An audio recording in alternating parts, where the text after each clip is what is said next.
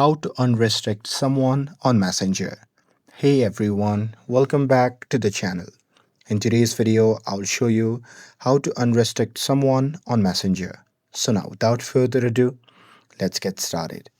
So here, first thing first, open the Messenger app on your phone. And now here, once you're inside the app, just tap on the menu icon shown in the bottom right corner of the screen.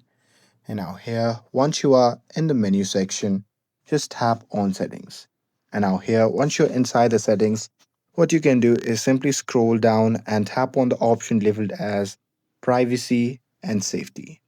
And now here in this section, just scroll down and there you'll see the option labeled as restricted accounts. So simply tap on it. And now here in this section, you'll see a list of people that you have restricted.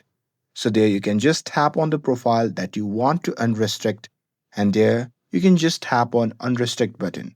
And once you do that, now they can send message normally and you will see them in your inbox as well. And that's it.